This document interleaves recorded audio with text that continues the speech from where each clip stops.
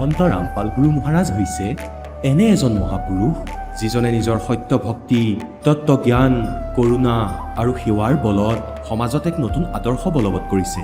সন্ত ৰামপাল গুৰু মহাৰাজৰ নেতৃত্বত তেওঁৰ সকলো সৎলোক আশ্ৰমে কৰা বিস্ময়কৰ সমাজ কল্যাণমূলক কামে সমাজখনক সোণালী ভৱিষ্যতৰ এক নতুন আশা দেখুৱাইছে। সন্ত ৰামপাল গুৰু মহাৰাজৰ পৰা নাম দীক্ষা গ্ৰহণ কৰাৰ পিছত লাখ লাখ লোকৰ কৰ্কট ৰোগ, এইডছ আদি দুৰাৰোগ্য ৰোগ নিৰাময় হ'ল।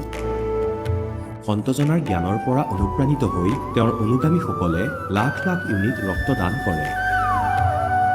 সন্তজনাই লাখ লাখ ভগ্নী কন্যাৰ যৌতুকমুক্ত বিয়াৰ আয়োজন কৰালে।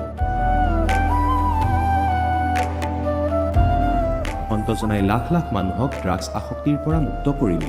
কোটি কোটি ধ্বংসপ্ৰাপ্ত পৰিয়াল শান্তিত লাগিল।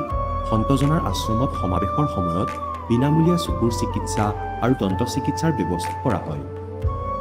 সন্ত ৰামপাল গুৰু মহাৰাজৰ দ্বাৰা পৰিৱেশ সুৰক্ষাৰ উদ্দেশ্যে সময়ে সময়ে বৃহৎ পৰিসৰত বৃক্ষৰোপণ কৰা হয়। সন্তজনাই আৰ্তজনক তাৎক্ষণিক সকাহ দিবলৈ এম্বুলেন্স সেৱা আৰম্ভ কৰিছে। সন্তজনাই তেওঁৰ অনুগামীসকলক তেওঁলোকৰ শৰীৰ দান কৰিবলৈ অনুপ্ৰাণিত কৰে, যাতে মানৱতাৰ সেৱা আৰু চিকিৎসা ক্ষেত্ৰত উন্নতি কৰিব পৰা যায়। সন্ত ৰামপাল গুৰু মহাৰাজৰ সকলো আশ্ৰমত প্ৰতিদিনে বিনামূলীয়া ধৰ্মভোজৰ আয়োজন কৰা হয়, য'ত প্ৰতিবাৰেই প্ৰতিটো জাতি, প্ৰতিটো ধৰ্মৰ মানুহে একেলগে বহি ভোজন কৰে।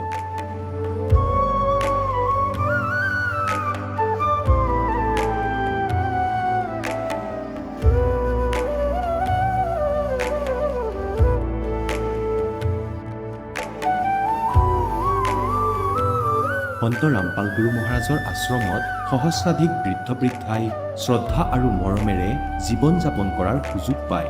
তেওঁলোকৰ থকা খোৱাৰ আৰু স্বাস্থ্যৰ সম্পূৰ্ণ দায়িত্ব সন্ত ৰামপাল গুৰু মহাৰাজে বহন কৰে।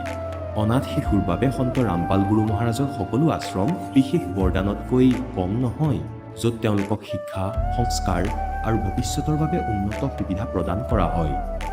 বানপানী, ভূঁইকঁপ বা মহামাৰী যিয়েই নহওক, সন্ত ৰামপাল গুৰু মহাৰাজ আৰু তেওঁৰ অনুগামীসকল সদায় আৰ্তজনৰ বাবে আগ্ৰনোৱা হৈ থাকে।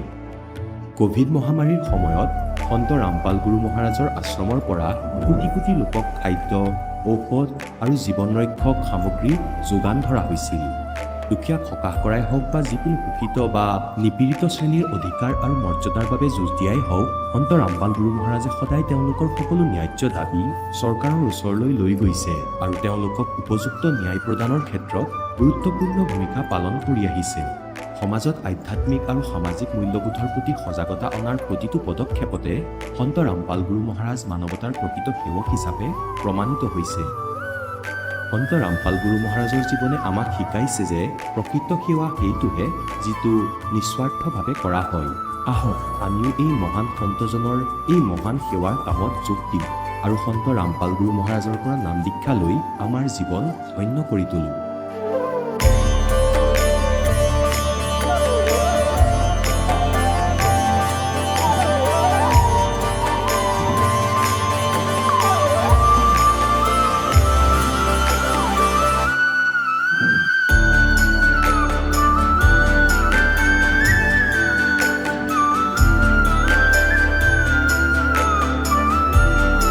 আপোনালোকক পৰিয়ালৰ সৈতে সৎলোক আশ্ৰমলৈ আন্তৰিকতাৰে আমন্ত্ৰণ জনোৱা হয়।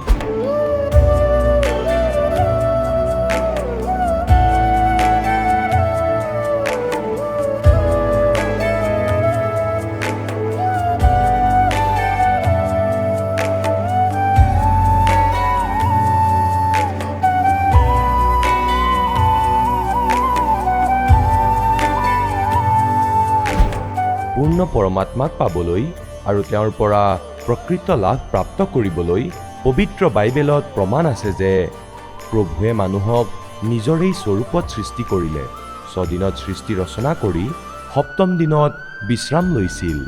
কোৰাণ শ্বৰীফত প্ৰমাণ পোৱা গৈছে যে স্বয়ং খোদাই হজৰত মহম্মদক কৈছে যে মই তোমাক সেই পৰমাত্মাৰ মহিমা ক'বলৈ পঠিয়াইছোঁ।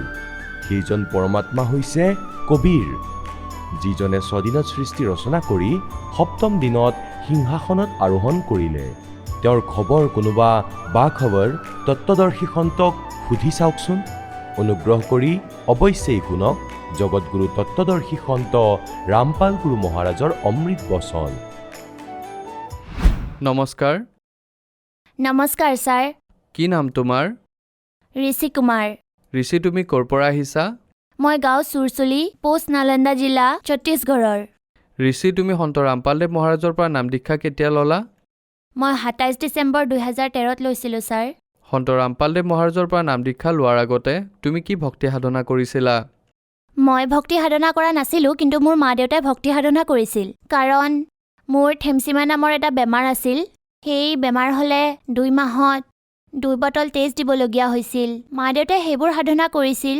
যি মানুহে কয় যে তালৈ গ'লে এই বেমাৰটো ঠিক হৈ যাব, তালৈ যোৱা, অমুক বাবাৰ ওচৰলৈ যোৱা, এই বেমাৰ ভাল হ'ব, মানুহে এনেকৈ যাবলৈ কৈছিল। মোৰ যি থেমচিমা নামৰ বেমাৰ আছিল, ইয়াৰ বাবে ২ মাহত ২ বটলকৈ তেজ দিয়াব লাগিছিল। ২ মাহত ২ বটল তেজ দিয়াৰ লগতে ১,০০০ টকাৰ ঔষধো ল'বলগীয়া হৈছিল। তেতিয়া ডক্টৰে কৈছিলে, ডক্টৰজন বৰ্ধমান হস্পিটেলৰ আছিল, ডক্টৰ প্ৰফুল জৈন। তেওঁ কৈছিলে এই বেমাৰৰ বাবে ২ বটলকৈ তেজ দিব লাগিব আৰু ১,০০০ টকাকৈ ঔষধ খাব লাগিব।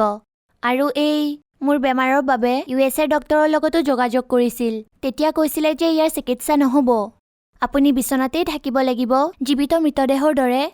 ঋষি, তুমি কৈছা যে তোমাৰ এটা বহুত ডাঙৰ বেমাৰ আছিল। USAৰ ডক্টৰে কৈছিলে যে যদি তুমি জীয়াই থাকিব বিচাৰা তেন্তে গোটেই জীৱন ব্লাড ল'ব লাগিব আৰু ঔষধো খাব লাগিব। তেন্তে সন্ত ৰামপালদেৱ মহাৰাজৰ শৰণলৈ কিয় আহিলা? ছাৰ, সন্ত ৰামপালদেৱ মহাৰাজৰ কৃপাত আমাৰ এজন সম্বন্ধীয় আছে, মোৰ মা দেউতাৰ ভাগিন হয়। তেওঁলোকে সন্ত ৰামপালদেৱ মহাৰাজৰ পৰা নাম দীক্ষা লৈ থৈছিল। তেওঁলোকে যেতিয়া চাবলৈ আহিছিল, মোক ডক্টৰে ঘৰলৈ পঠিয়াই দিছিল যে তোমাৰ সেই সময় চলি আছে, কিছুদিনহে জীয়াই থাকিবা, বাচিলে বাচিব, নহ'লে তাৰপিছত একেবাৰে শ্মশান ঘাটলৈ ইয়াক লৈ যাবা, ই কিছুদিনৰহে আলহী।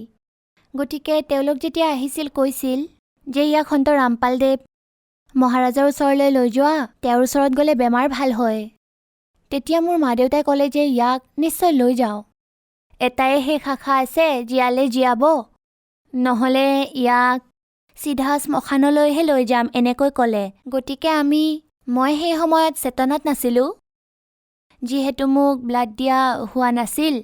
মোক লৈ গ'ল আৰু য'ত গুৰুদেৱে নাম দীক্ষা দিয়ে তাত নি মোক নাম দীক্ষা দিয়ালে। তাৰ আগতে সন্ত ৰামপালদেৱ মহাৰাজৰ পৰা আশীৰ্বাদ দিয়ালে। আশীৰ্বাদ দিওঁতে মূৰত হাত থলে। তেতিয়াৰ পৰা মই ভাল হ'লোঁ, উঠিব ধৰিলোঁ, খাব ধৰিলোঁ। আৰু আগতে যেতিয়া মোৰ জ্বৰ উঠিছিল, মোৰ তৎক্ষণাত তেজ শুকাই গৈছিল, তেতিয়া এমাহত ২ বটলকৈ তেজ দিয়াব লাগিছিল। তৎক্ষণাতে ডক্টৰৰ ওচৰলৈ যাব লগা হৈছিল এডমিট কৰাবলৈ। মোৰ গোটেই জীৱনৰ আধা বয়স ১২ বছৰ হস্পিটেলতেই কটাইছোঁ। ঋষি, তুমি সন্ত ৰামপালদেৱ মহাৰাজৰ পৰা নাম দীক্ষা ল'লা আৰু তোমাৰ স্বাস্থ্য ভালৰ ফালে আহিলে আৰু সুস্থও হ'লা।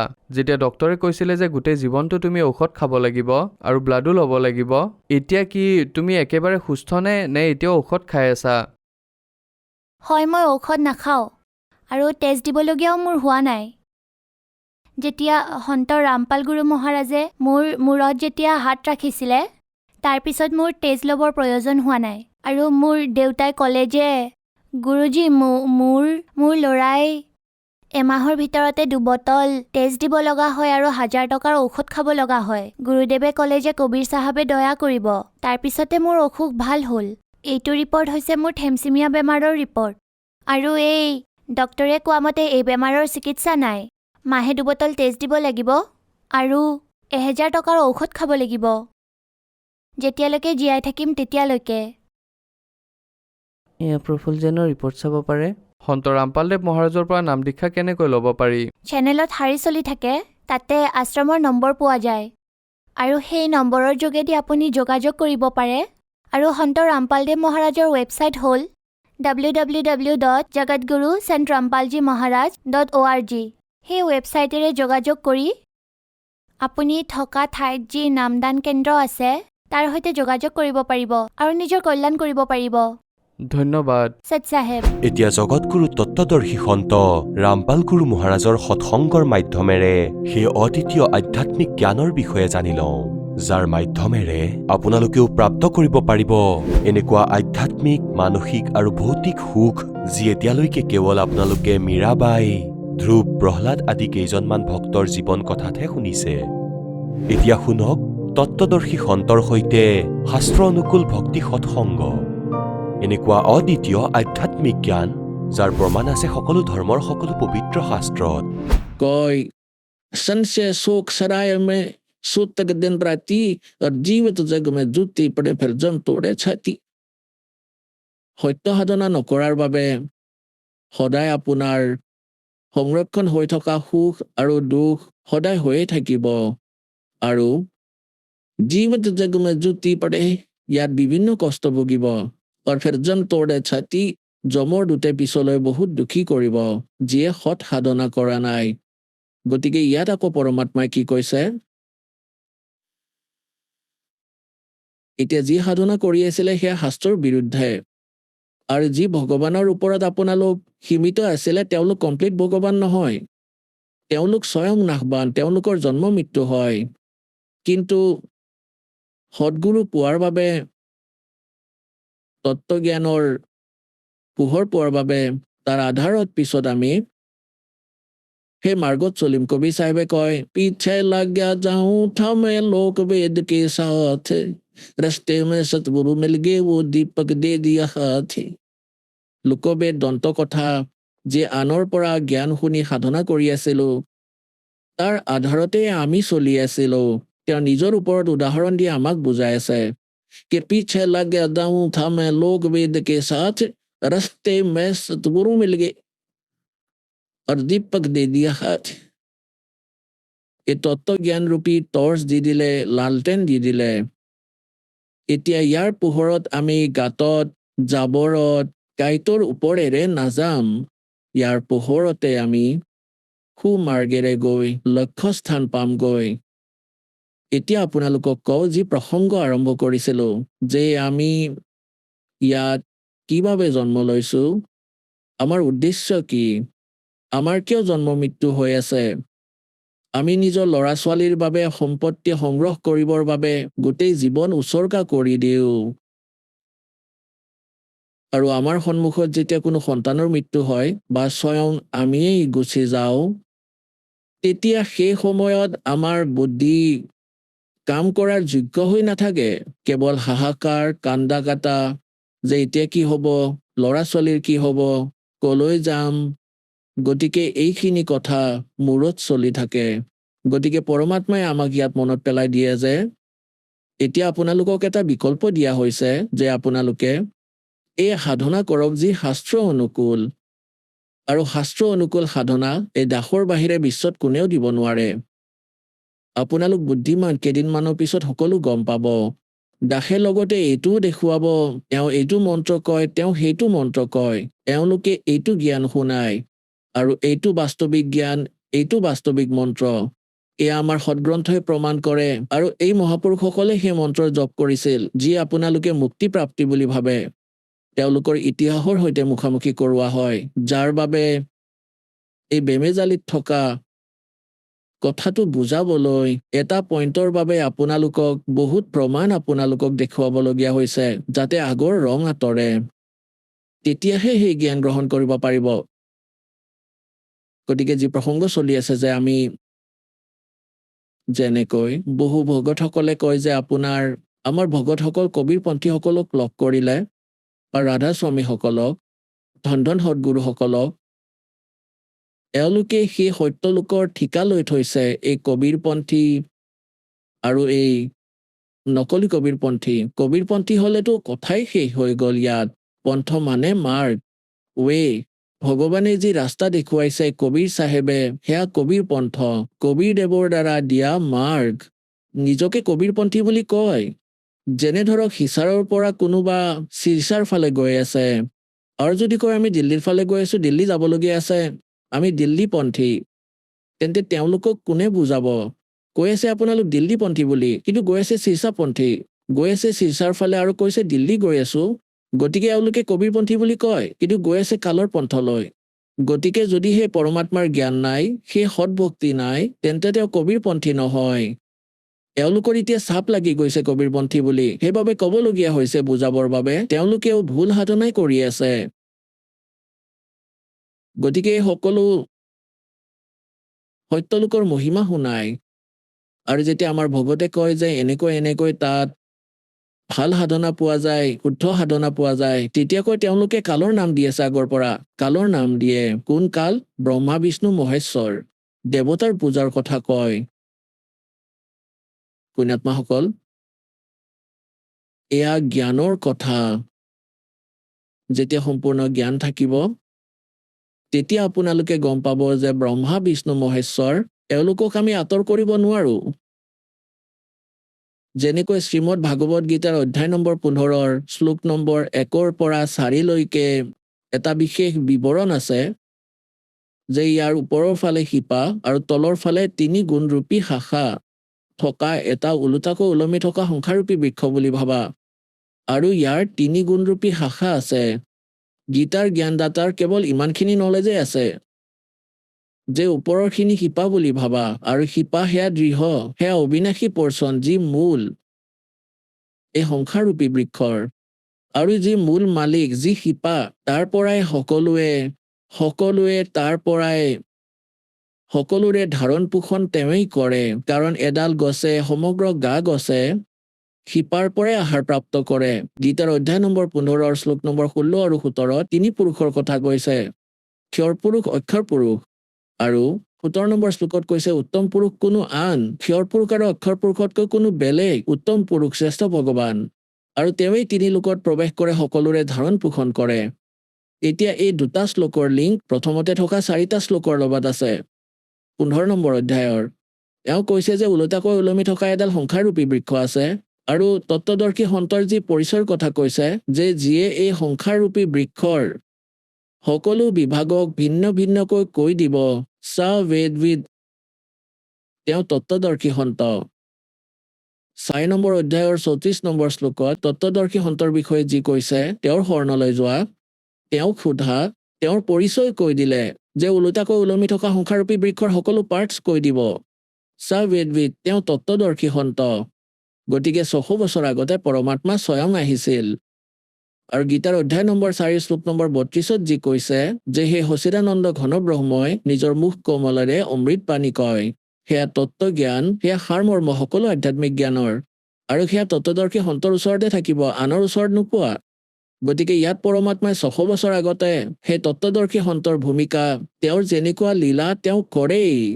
যেনেকৈ দাসে আপোনালোকক বেদত তাৰ প্ৰমাণ দেখুৱাইছিল, ডিফাৰেঞ্চ কৈছিল, তাত এইটোৱে কৈছিলে যে সেই পৰমাত্মা ওপৰত থাকে, ওপৰৰ লোকত, সত্য লোকত, তাৰ পৰা সশৰীৰে আহে, আৰু ইয়াত 3 প্ৰকাৰে স্থিতিৰে আমাৰ ধাৰণ পোষণ কৰে। এটাটো কলো সত্য লোকত থাকে, তাত তেওঁৰ শৰীৰ বহুত তেজোময়, কোটি সূৰ্য কোটি চন্দ্ৰ মিলাই দিয়া এডাল নোমৰ গুৰিৰ শোভাত এনেকুৱা পোহৰ, এনেকুৱা উজ্জ্বলতা।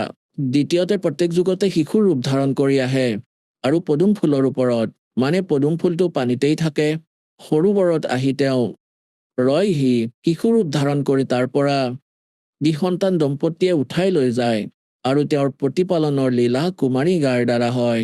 এইটোত প্ৰথম, তাৰপিছত লাহে লাহে ডাঙৰ হয়। সৰু পৰাই তেওঁ নিজৰ মহিমা নিজৰ মুখ কমলেৰে, লোকোক্তিৰ মাধ্যমেৰে, দোহাৰ মাধ্যমেৰে, শব্দাৱলীৰ মাধ্যমেৰে তেওঁ জ্ঞান প্ৰচাৰ কৰে, কবিৰ দৰে আচৰণ কৰে। মানুহে তেওঁক কবি বুলিও ক'ব ধৰে, প্ৰসিদ্ধ কবিৰ মাজত এজন হয় তেওঁ, কিন্তু তেওঁ হয় পৰমাত্মা। এতিয়া তৃতীয় স্থিতি কৈছে, সেই পৰমাত্মা তৃতীয় স্থিতি, তেওঁ যিকোনো ঠাইত যিকোনো সন্তৰ, কাৰোবাক সন্তৰ ৰূপত মহাপুৰুষৰ ৰূপ ধৰি দৰ্শন দিয়ে, তেওঁ জ্ঞান শুনাই নিজৰ লগত পৰিচিত কৰায়। এতিয়া তৃতীয় স্থিতিৰ সেই মহাপুৰুষসকল দাসে আপোনাক বহুবাৰ শুনাইছে। আদৰণীয় ধৰ্মদাস চাহিবদেৱক লগ কৰিছিলে, মুলুকদাস চাহিবদেৱে পাইছিলে, আদৰণীয় নানকদেৱ চাহিবদেৱক, আদৰণীয় দাদু চাহেব, আদৰণীয় মুলুকদাস চাহিবদেৱক পালে, আদৰণীয় গৰিবদাস চাহিবদেৱ গাঁও চুৰাণী জিলা ঝজ্জাৰুজনক পালে, আদৰণীয় ঘিচাদাস চাহিবদেৱ গাঁও খেখৰা জিলা বাঘপুৰ হল সেই উত্তৰ প্ৰদেশৰ জনক পালে। আদৰণীয় ৰামানন্দদেৱ, স্বামী ৰামানন্দদেৱ, তেওঁ 104 বছৰীয়া আছিল যেতিয়া পৰমাত্মা সেই দ্বিতীয় টাইপৰ লীলা কৰি আছিলে, শিশুৰ ৰূপ ধাৰণ কৰি 5 বছৰীয়া আয়ুসৰ লীলা কৰি আছিলে। 104 বছৰীয়া ব্ৰাহ্মণক সকলো গীতা আৰু বেদৰ জ্ঞানেৰে পৰাজিত কৰিছিল। তেতিয়া সেই মহাপুৰুষে পৰমাত্মাৰ শৰণ লৈছিল, তেওঁলোকক সত্যলোকলৈ নিছিল, সকলো মহাপুৰুষক নিজৰ সৈতে পৰিচিত কৰাইছিল। মই কোন হয়, তোমাৰ বেদে যে কৈছে মই তেওঁৱেই, আৰু মই ওপৰত থাকো, তাৰ পৰা গতি কৰি আহো আৰু ইয়াত জ্ঞান দিওঁ। তাৰপিছত মহাপুৰুষে স্বয়ং দেখিলে সত্যলোকলৈ গৈ আকৌ এৰিলে। তেতিয়া ৰামানন্দদেৱে কৈছিলে, তুম চাহেব তুম সন্ত হো, তুম সতপুৰ তুম হংস, আৰু দ্ৰীম দাস তেৰে ৰূপ বিনা অৰ নে তুজা অংশ। তুমিয়ে চাহেব, তুমিয়ে সদগুৰু। চাহেবটো ভগৱান হয়েই, সঁচা জ্ঞান দিয়া সদগুৰু আপুনিয়েই। আৰু আপোনাৰ তাত এজন ভগতৰ লক্ষণ আছে। যেনেকৈ পৰমাত্মা আহিছিল, কবিৰ দাস আমাৰ বাবে এটা ৰিহাৰ্চেল কৰি থৈ গৈছে যে ইয়াত অযথা কথা নচলিব। যিমানেই আধীন হবা ভগৱান সিমানেই ওচৰ চাপিব। আদিনী কি পাছ হব পূৰ্ণ ব্ৰহ্ম দয়াল, মান বঢ়াই মাৰিও বে আদবি সৰকাৰ। আমাক সকলো পৰমাত্মাৰ ভক্তিৰ লক্ষণো কৈ গৈছে, তাৰ পৰা হ'বলগীয়া ক্ষতিৰো পৰিচয় দিছে, আৰু কি প্ৰকাৰে ভক্তি নষ্ট হয় তাৰ কথাও কৈছে, আৰু কেনেকৈ সুৰক্ষিত হৈ থাকিব। জৈসে মাতা গ্ৰবকো ৰাখে যতন বনাই, ठेस लगे तो छन होए तेरी ऐसे भक्ति जावे। পুণ্যাত্মাসকল, যেতিয়া আপুনি ভক্তিৰ মূল্যৰ কথা জানিব, যেনে কোনো মা বা বোনে গৰ্ভধাৰণ কৰিলে তেওঁ জানে যে তেওঁ ৰাতিও চিন্তা হয় যে কৰবাত মোৰ বালক, মোৰ সন্তান বেয়া হৈ নাযাওক, ওখ চাপৰ ঠাইত যাতে ভৰি থৈ নিদিও। ৰাতি বাগৰ সলাতেও একেবাৰে উচক খাই উঠে যে মোৰ সন্তানে কৰবাত দুখ পালে নেকি। তেতিয়া তেওঁ গৰ্ভৰূপী লালক সফল কৰে। এই প্ৰকাৰে পৰমাত্মাই কয় যে শ্ৰী মাতা গ্ৰবকো ৰাখে যতন বনা, আৰু ঠেস লাগে তেওঁ খৰাব হৈ যায় তেৰি এচি ভক্তি নচা। গতিকে এই ভক্তিত আপোনালোকে মৰ্যাদাত গুৰুত্ব দিব লাগিব। সাৱধানে, পৰমাত্মাই আপোনাক সৎভক্তিও দিলে, দাসো পালে, আপোনাৰ মনত ভক্তিও প্ৰৱেশ কৰিলে। এতিয়া সেই মণিকক আপুনি সুৰক্ষিত কৰি ৰাখিব লাগিব। অলপ অসাৱধানতাৰ বাবে ভক্তিহীন হৈ যাব, তেতিয়া আকৌ নতুনকৈ আৰম্ভ কৰিব লাগিব। গতিকে ইমানখিনি ভয় কৰি এই ভক্তি সফল কৰক। এতিয়া যি প্ৰসংগ চলি আছে যে এতিয়া আমি এয়া কেনেকৈ সফল কৰিম আৰু কেনেকৈ আমি প্ৰাপ্ত কৰিম পৰমাত্মাক, এয়াই ইয়াৰ মূল কাৰণ। এতিয়া বহুতে যেনেকৈ প্ৰসংগ চলি আছিলে এনেকৈ কয় যে আপোনাৰ গুৰুদেৱে দেৱী দেৱতাৰ পূজাৰ কথা কয়। এয়া পূজা নহয়। যেনেকৈ আপোনালোকক কৈছিলো, যেনেকৈ যদি কোনোবা পতিব্ৰতা ছোৱালী থাকে, গোটেই পৰিয়ালতে বৰ মৰমেৰে থাকে, তেওঁক বহুত ভাল ভাগ্যমতী বুলি কোৱা হয়। কিন্তু যদি স্বামীৰ বাহিৰে কাৰো লগত ভালদৰে কথাই নাপাতে, কেৱল তেওঁৰ বাবে খাদ্য বনাই, তেওঁৰে কাপোৰ ধুৱে, তেতিয়া তেওঁ কাজিয়াৰ কাৰণ হব। তেতিয়া তেওঁ পতিব্ৰতা হৈও অকৰ্মণ্যই হব। গতিকে আমি ইয়াত ভক্তি কৰিম, আৰু এই ব্ৰহ্মা বিষ্ণু মহেশ্বৰ হংস বেলেগ নহয়। যি প্ৰসংগ চলি আছিলে তালৈ আহো। তুম চাহেব তুম সন্ত তুম তো সতপুৰ তুম হংস। এতিয়া ৰামানন্দদেৱে কৈছে যে তুমিয়ে ভগৱান আৰু তুমিয়ে সদগুৰু, সত্য জ্ঞান দিওঁতা। গতিকে 600 বছৰ আগতে আহি পৰমাত্মাই কৈছিলে অক্ষৰ পুৰুষ এক পেড় হে, মানে এজন সদগুৰুৰ ভূমিকা কৰিলে। তেওঁ ভগৱানটো হয়েই। বেদে কয় হে পৰমাত্মা ইয়ালৈ আহিয়ে সঁচা জ্ঞান দিয়ে, লোকোক্তিৰ মাধ্যমেৰে, দোহাবলীৰ মাধ্যমেৰে নিজৰ জ্ঞান প্ৰচাৰ কৰে, যাৰ বাবে অজানিতে মানুহে তেওঁক কবি বুলি কবলৈ ধৰিলে। কিন্তু তেওঁ পৰমাত্মা। অক্ষৰ পুৰুষ এক পেড় হে, সৰপুৰুষ ৱা কি ডাৰ। জ্যোতি নিৰঞ্জনক ক্ষৰপুৰুষ বুলিও কোৱা হয়। আপোনালোকক আগতে ডিফাইন কৰি দিছিলো। और तीनों देवा शाखा है वाई पात रूप संसारी। ওলোটাকৈ ওলমি থকা সংসাৰৰূপী বৃক্ষ যিখিনি মাটিৰ বাহিৰত আছে, সেয়া ডিফাইন কৰিছে পৰমেশ্বৰে যে অক্ষৰ পুৰুষ গা গছ, তাৰ পৰা এডাল শকত ডাল ওলাইছে, জ্যোতি নিৰঞ্জন, ইয়াক ক্ষৰপুৰুষ বুলি বুজা। সেই শকত ডালৰ আকৌ 3ডাল শাখা আছে, ৰজগুণ ব্ৰহ্মা, সতগুণ বিষ্ণু, তমগুণ শিৱদেৱ। আৰু পাত ৰূপ, সেই 3টা শাখাৰ ওপৰত আমি পাত। এতিয়া ইয়াত এয়া যি এওঁলোকৰ ধাৰণা আৰু চিন্তা ভুল হৈ আছে, সেয়া দাসে ক্লিয়াৰ কৰিব বিচাৰিছে। যেনে ধৰক আমি যদি কোনো ভক্তিৰূপী পুলি ৰুওঁ, ধৰক এডাল আমৰ পুলি আনিলো, এতিয়া তাৰ শিপাখিনিহে পুতিব লাগে, সেইটোৱে উচিত, গাঁতত। আৰু শিপাত পানী দিব লাগে। যদি শিপাত আমি পানী দিওঁ, সেই ডালো শকত ডাল আৰু তাৰ ঠাল ঠেঙুলিও ডাঙৰ হ'ব, সেয়া গছ হ'ব। আৰু আমি কি কৰিছো, আমি পুলি ওলোটাকৈ পুতি দিছো ভক্তিৰূপী। আমি ব্ৰহ্মা বিষ্ণু মহেশ্বৰ এই ডাল কেইটাক ঈশ্বৰ মানিলো আৰু এওঁলোকক গাঁতত পুতি দিলো। সেয়া গাঁতত পুতি শিপাকেইডাল ওপৰৰ ফালে কৰি দিলো আৰু আমি পানী দিব ধৰিলো ইয়াত। আপোনালোকক এটা চিত্ৰ দেখুৱাও, তেতিয়া সোনকালে বুজি পাব। এয়া চাব, আমি পুলিটো কেনেদৰে পুতিব লাগিছিলে আৰু পুতিলো কেনেকৈ। চাব, এইডাল সংসাৰ ৰূপী এডাল বৃক্ষ। এয়া হ'ল ঊৰ্ধ্বমূলম অধে শাখম, ওপৰৰ ফালে শিপা আৰু তলফালে ডাল থকা, এয়া ওলোটাকৈ ওলমি থকা সংসাৰ ৰূপী বৃক্ষ। আৰু পৰমাত্মাই এয়া ডিফাইন কৰিছে, অক্ষৰ পুৰুষিত পেड़ है, সৰপুৰুষ हुआ की डार, অক্ষৰ পুৰুষিত পেड़ है। এয়া পৰমাত্মাৰ বাণী। নিৰঞ্জন কওক বা ক্ষৰ পুৰুষ কওক, বাকী ডাল और तीनों देवा शाखा हैं पात रूप संसार। মাটিৰ পৰা বাহিৰত যিখিনি দেখা পোৱা গৈছে সেয়া গা গছ। अक्षर पुरुष एक पेड़ है, सरपुरुष यानी ज्योति निरंजन वा की डार और तीनों देवा शाखा हैं ये पात रूप संसार। আমি ইয়াত আছো পাতৰূপী সংসাৰ, আৰু তেওঁ যিয়ে তিনিও লোকত প্ৰৱেশ কৰি সকলোৰে ধাৰণ পোষণ কৰে, তেওঁ হ'ল উত্তম পুৰুষ, কোনো আন। এয়া হ'ল শিপা, মূল, সকলোৰে মালিক। ইয়াৰ পৰা আমি সকলোৱে আহাৰ পাওঁ, মানে ক্ষৰ পুৰুষ, অক্ষৰ পুৰুষ আৰু ব্ৰহ্মা বিষ্ণু মহেশ্বৰলৈকে পালক এমেই, কিন্তু থ্ৰু প্ৰপাৰ চেনেল আমালৈ আহে। এতিয়া যেনেকৈ শ্ৰীমদ ভাগৱত গীতাৰ অধ্যায় নম্বৰ 3 শ্লোক নম্বৰ 10 পৰা 15লৈকে বিশেষ বিৱৰণ আছে। প্ৰজাপিতাই পোনপ্ৰথমে সৃষ্টি ৰচনা কৰি আমাক বাৰ্তা দিছিল যে তোমালোকে নিজৰ যজ্ঞ অনুষ্ঠান কৰা আৰু তাৰ দ্বাৰা দেৱতাসকলক ডাঙৰ কৰক। শাস্ত্ৰ অনুকূল সাধনা কৰা, দেৱতাসকলক বঢ়োৱা, আৰু বাঢ়ি অহা দেৱতাই তোমালোকে নোখোজাকৈয়ে তোমালোকৰ ইচ্ছাৰ ফল দিব তেওঁলোকে। আৰু ভাগ্যত যি সংস্কাৰ পাইছিলে তাৰে যদি দান ধৰ্ম পুণ্য নকৰে, তেন্তে তেওঁ ভগৱানৰ চোৰ।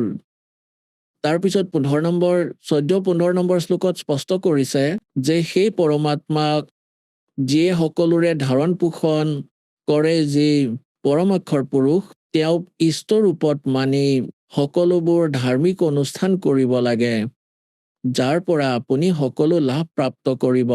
গতিকে আমি পুণ্য পৰমাত্মাক ইষ্ট বুলি মানি শিপাৰ পূজা কৰাওঁ, আৰু এই ব্ৰহ্মা বিষ্ণু মহেশ্বৰৰ ওচৰলৈ নিজে নিজেই আমাৰ সংস্কাৰ শুভ হৈ তেওঁলোকলৈ গুচি যায়। এতিয়া যেনেকৈ আপোনালোকে গছ দেখিলে, এতিয়া আপোনালোকক পুলি দেখুৱাও যে আপোনালোকে বহুতে কয় ৰাম পালেতো দেৱতাসকলক বাদ দিবলৈ কয়, সেইবাবেই আমি সাধনা নকৰো। এওঁলোক বালকৰ দৰে জ্ঞান থকা ব্যক্তি, এনেকুৱা ভাষাই কব। যেতিয়া তেওঁলোকৰ জ্ঞান হব তেতিয়া গম পাব যে দাসে না দেৱতাক বাদ দিবলৈ কয়, আপোনালোকে সেই দেৱতাসকলক ভালদৰে পূজাৰ উপায়হে কওঁ, সাধনাৰ, যাৰ দ্বাৰা আপুনি লাভ পাব, জীৱন সফল হব। এতিয়া চাব, আপুনি এডাল পুলি আনিলে, সেয়া এনেকৈ ৰুব লাগে, আৰু সাধাৰণ ব্যক্তিয়েও এইটো মানিব, চিধাকৈ ৰোৱা ভক্তিৰূপী পুলি। এতিয়া এয়া মূল, পুণ্য পৰমাত্মা অক্ষৰ পুৰুষ শিপা। এয়া কোনো পাত্ৰত বা গাঁতত পুতি দিলে পানী দিয়া হ'ল সৎভক্তিৰ। তাৰপিছত এই শিপাৰ পৰা সকলো দেৱতাই তিং দিৱা শাখা, ইহঁত ডাঙৰ হ'ল, গছ হৈ গ'ল। গছ হৈ আকৌ ফল ইয়াত লাগিব, ডালত, ব্ৰহ্মা বিষ্ণু মহেশ্বৰৰ তাত। গতিকে ইমান অজ্ঞান এতিয়া কোন হ'ব? মূৰ্খই হ'ব যদি এনেকৈ কয় যে মালিয়ে শিপাৰ পূজা কৰে আৰু ডালবোৰ ভাঙি পেলাই দিয়ে, তেন্তে সেই পূজাৰ লাভ কি হ'ল? ডালতেইতো ফল লাগিব। ব্ৰহ্মা বিষ্ণু মহেশ্বৰেই আপোনাৰ শুভ সংস্কাৰ, অশুভ সংস্কাৰ যেনেকুৱাই হওক তেওঁলোকেই দিব, ইয়াৰে কণ্ট্ৰলাৰ তেওঁলোক। আৰু যেতিয়া আমি শাস্ত্ৰ অনুকূল সাধনা কৰিম তেতিয়াতো সকলো শুভই হ'ব। তাৰপিছত যাব তেওঁলোকৰ ওচৰলৈ, তেওঁলোকে আপোনাক দিব। যেনেকৈ শিপাৰ পূজা কৰিলে, এয়া এটা এক্সাম্পল, উদাহৰণ, যে শিপাৰ পূজা কৰিলে পিছলৈ ডালত ফল লাগিব আৰু সেই ফল নিজে নিজেই লাগিব, সেয়া ডালৰ সাধ্যই নহয়। মানে আপোনাৰ শুভ সংস্কাৰ থাকিলে ব্ৰহ্মা বিষ্ণু মহেশ্বৰে আপোনাক দিবই দিব। আপুনি য'তেই নাথাকক, জংঘলত বহি থাকিলেও তাতেই দিব আপোনাক। এয়া এওঁলোকৰ কৰ্তব্য। এতিয়া আপোনালোকে কি কৰি আছে আৰু দাসে কি কৰাব বিচাৰিছে সেয়া চাব। আপোনালোকে এনেকৈ কৰি আছে, আপোনালোকে ভক্তিৰূপী পুলি মানে শাস্ত্ৰ সাধনা, শাস্ত্ৰৰ বিৰুদ্ধে কৰি আছে। আপোনালোকে ব্ৰহ্মা বিষ্ণু মহেশ্বৰক ঈশ্বৰ বুলি মানিলে আৰু এটা পাত্ৰত পুতি দিলে ডাল কেইডাল, আৰু এওঁলোকৰ পূজা আৰম্ভ কৰি দিলে, শিপা বাদ দিলে। আপোনালোকৰ ভক্তিৰূপী পুলি শুকাই গল, যাৰ বাবে আপুনি কোনো আধ্যাত্মিক লাভ প্ৰাপ্ত কৰা নাই। দাসে কৈছে আপোনালোকে এনেকুৱা কৰক, বেষ্ট। এয়া ব্ৰহ্মা বিষ্ণু মহেশ্বৰ, ইয়াত ফল লাগিব এই ডালবোৰত, আৰু নোখোজাকৈয়ে আপোনালোকক ফল দিব যেতিয়া আপুনি এই মূলৰ পূজা কৰিব। এক कैसा दे सब सधे, एक कैसा दे सब सधे, और सब सद सब जावे, माली सिंचे मूल को हो खमे पुले गई। ইমানখিনি কথা, আৰু এয়া আমাৰ শাস্ত্ৰ অনুকূল জ্ঞান আৰু শাস্ত্ৰ অনুকূল সাধনা। প্ৰাপ্ত কৰক আৰু নিজৰ কল্যাণ কৰাওক।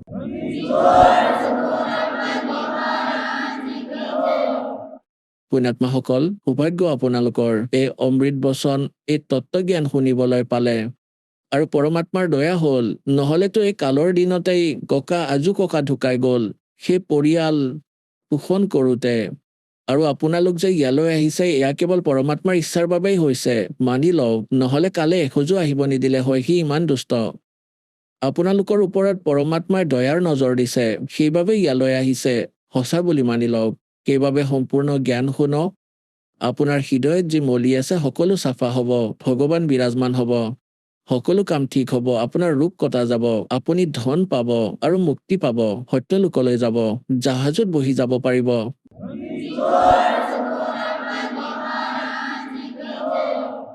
পৰম পিতা পৰমাত্মা পূৰ্ণ ব্ৰহ্ম, সমগ্ৰ সৃষ্টিৰ ৰচয়িতা, সমগ্ৰ সৃষ্টিৰ মালিক, কুল ধনী কুল মালিক কবিৰ পৰমেশ্বৰৰ অসীম কৃপাৰে আপোনালোক সকলো পুণ্যাত্মাই পৰমেশ্বৰৰ মহিমা শুনিবলৈ উপস্থিত হৈছে। আপোনালোকৰ সৌভাগ্য, আপোনালোকে এনেকুৱা সময়ত মানৱ শৰীৰ প্ৰাপ্ত কৰিছে। আপোনালোক সৌভাগ্যৱান আৰু এটা কাৰণত যে আপোনালোকে এই তত্ত্বজ্ঞান আৰু এই যথাৰ্থ ভক্তি আৰু বিধি প্ৰাপ্ত কৰি আছে। গতিকে আপোনালোকৰ ভাগ্যৰ, আপোনালোকৰ শুভ সংস্কাৰৰ এষ্টিমেট কৰিব পৰা নাযায়।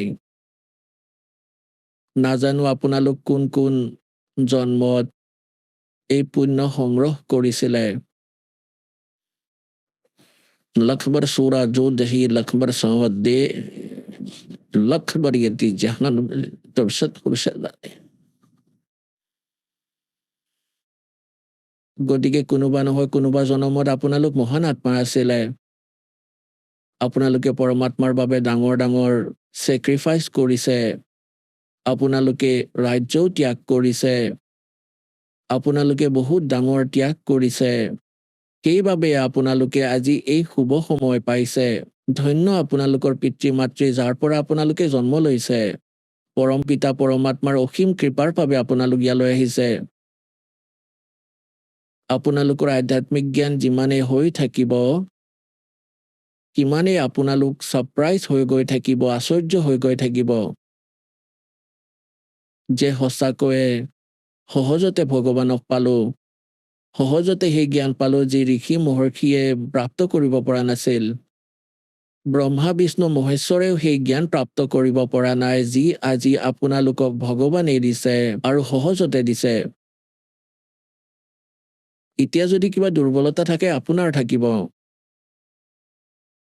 গতিকে এই বিষয়ে পৰমাত্মাই কয়, স্বয়ং কিষণ জাহে তো সিৰ দৰ্পাও আৰু বহুৰ নীৰে শ্ৰদ্ধাও। যদি আপুনি এই জ্ঞান বুজি পাইছে যে আমি ক'ত আছো, আৰু কি উদ্দেশ্যেৰে আমি জীয়াই আছো আৰু আমি কৰিব কি লাগিছিলে আৰু কৰি কি আছো। গতিকে এতিয়া মূৰত ভৰি থৈ দিয়া। ভৰি মূৰত থৈ দিয়া মানে বহুত বেগেৰে দৌৰা কোনো বিপদ কাল স্থিতিত, যি সময়ত মানুহৰ ভৰি এঠাইত নাথাকে। গতিকে এতিয়া আপোনালোকে এনেকুৱা সময় পাইছে, যদি এই সময়ত যদি আপোনালোকে নিজৰ কৰ্ম গোটাই লয়, তেন্তে মুক্তিপ্ৰাপ্ত হ'ব, সদায়ৰ বাবে বেমেজালি শেষ হৈ যাব। আপোনালোক এই লোকত আছে। আপোনালোকৰ সন্তান আপোনাৰ বাবে কিমান প্ৰিয়, আপোনাৰ পিতৃ মাতৃ আপোনাৰ বাবে কিমান প্ৰিয়, আপোনালোকৰ পতি পত্নী ভাই ভনী কিমান প্ৰিয়। আজীৱন আপোনালোকে যি সম্পত্তি সংগ্ৰহ কৰাত লাগি আছে, সেয়া কিমান প্ৰিয় তাৰ বাবে নাজানো কিমান কাজিয়া কৰে, মাৰধৰ কৰে, গোচৰ দিয়ে। গতিকে এয়া কিমান ভাল বস্তু যাক আপোনালোকে ইমান নিজৰ কৰি লৈছে, আৰু এয়া তৎক্ষণাত এৰি দিবলগীয়া হয়, মৃত্যু হৈ যায়। ইয়াৰ কাৰণ কি? যেতিয়া আপোনালোকে ইয়াৰ কাৰণ বুজি পাব, তেতিয়া আপোনালোকৰ ৰুচি হ'ব পৰমাত্মাক পোৱাৰ বাবে আৰু সত্যলোকলৈ যোৱাৰ। অন্যথা ঠিক আছে, যেনেকুৱাই কৰিব, এনেকুৱা স্থান ক'তো নাপাব য'ত আপোনাৰ ভক্তি শাস্ত্ৰ অনুকূল হ'ব। আৰু শাস্ত্ৰ অনুকূল সাধনা কৰাৰ বাবে আপোনাৰ ইমান শুভ সংস্কাৰ হৈ যাব, যদি পাৰো নহয় তেতিয়াহ'লে নাজানো কিমান বাৰ আপুনি দেৱতা হ'ব এই ভক্তিৰ দ্বাৰা। এয়া ইমান গুৰুত্বপূৰ্ণ ভক্তি, ইমান মূল্যৱান, ইয়াৰ ইমান ভেলিউ। আৰু নাজানো কিমান বাৰ পৃথিৱীৰ ৰজাও হ'ব পাৰিব নিজৰ পুণ্যৰ দ্বাৰা। আৰু তাতকৈও অধিক আপুনি কুকুৰ গাধ গাহৰিও হ'ব পাৰে। গতিকে এই বেমেজালিৰ পৰা ওলোৱাৰ, ইয়াৰ পৰা ৰেহাই পোৱাৰ এতিয়া সময় আহি গ'ল। এতিয়া এয়া এৰিব নোৱাৰিব। যিহেতু বুদ্ধিমান ব্যক্তি, নিশ্চয় এডুকেটেড, পৰমাত্মা সকলো ফালৰ পৰা দয়া কৰিছে। আপোনালোকক শিক্ষিত কৰিলে, সদগ্ৰন্থৰ লগত দাসক পৰিচিত কৰালে, আৰু এনেকুৱা ইনষ্ট্ৰুমেণ্ট বনাই দিলে আপুনি ঘৰত বহিয়ে চাব পাৰে। যদি এতিয়াও কোনোবাই পৰমাত্মাক প্ৰাপ্ত কৰিব নোৱাৰে, সত্যলোকলৈ যোৱাৰ ইচ্ছা যদি উৎপন্ন নহয়, তেন্তে তেওঁ মনুষ্যৰ শৰীৰত পশু হয়, মনুষ্য নহয়। এনেকুৱা জ্ঞান পৰমাত্মাই আপোনালোকৰ সন্মুখলৈ আনি দিছে। যিদিনাখনে আপোনালোকৰ ৰুচি উৎপন্ন হ'ব, জ্ঞান বুজি পাব, এই লোকৰ কোনো বস্তু ভাল নলগা হ'ব। স্বৰ্গৰ ৰজা ইন্দ্ৰৰো সিংহাসনখন ইমান বেয়া লাগিব যেন কাউৰীৰ গোবৰহে, কাউৰীৰ গু। আজি যদি আমি এজন গাঁওবুঢ়াও হওঁ, কাউৰীৰ গোবৰ, MLA হ'লে নিজকে কিবা বুলি ভাবো, মন্ত্ৰী মুখ্যমন্ত্ৰীও যদি হৈ যাওঁ সৰু টুকুৰা এটাৰ, তেতিয়া আমাৰ বুদ্ধি বেয়া হৈ যায়। এই জ্ঞানেৰেহে ছেটিং হ'ব, ইয়াৰে ইচ্ছা আঁতৰিব। আপোনালোকে দেখিছে চাগে, হেলিকপ্টাৰেৰে মুখ্যমন্ত্ৰী গৈ আছিলে, আগত তেওঁক স্বাগতম জনাবলৈ মালা লৈ থিয় হৈ আছিল, ৰাস্তাত ক্ৰেছ হৈ গ'ল হেলিকপ্টাৰ। সেই ভগতৰ হাড় এডালো নাপালে 3 দিনলৈকে। তেন্তে কি এই জীৱন? গতিকে আপোনালোকে গভীৰভাৱে ভাবিব লাগিব। এয়া কোনো নাটকৰ গান নহয়, পৰমাত্মাৰ দ্বাৰা কোৱা আধ্যাত্মিক মাৰ্গ। আৰু পৰমাত্মাই কয়, এয়া কোৱা শুনাৰ কথা নহয়, কৰাৰহে কাম। পুণ্যাত্মাসকল, আজি আপোনালোকক সৎসংগত ৰাতিপুৱা শুনাইছিলো। আহক আমি এতিয়া সেই শ্ৰদ্ধালুসকলৰ অনুভৱবোৰ জানো, যিসকলে জগতগুৰু তত্ত্বদৰ্শী সন্ত ৰামপাল গুৰু মহাৰাজৰ পৰা দীক্ষা প্ৰাপ্ত কৰিছে তথা তেওঁ কোৱা ভক্তি মাৰ্গ এওঁলোকে অৱলম্বন কৰি আছে। নমস্কাৰ ছাৰ। নমস্কাৰ ছাৰ। আপোনাৰ শুভ নামটো? মোৰ নাম ৰাজাৰাম বসুমতাৰী। আপুনি ক'ৰ পৰা আহিছে? মই শোণিতপুৰ জিলা ঢেকীয়াজুলি, অসমৰ পৰা আহিছোঁ। আপুনি সন্ত ৰামপাল গুৰু মহাৰাজৰ পৰা নাম দীক্ষা কেতিয়া লৈছে? মই সন্ত ৰামপালজী গুৰু মহাৰাজৰ পৰা নাম দীক্ষা 2020 জানুৱাৰী 12 তাৰিখে নাম লৈছিলোঁ হেলেমত। তেখেতৰ পৰা নাম দীক্ষা লোৱাৰ আগতে আপুনি পৰম্পৰাগত অন্য কিবা ভক্তি সাধনা কৰিছিলনে? হয় ছাৰ, মই আগতে সৰুৰ পৰাই মই ভক্তি লাইনত বহুত মই পূজা ভক্তি কৰা আছিলোঁ।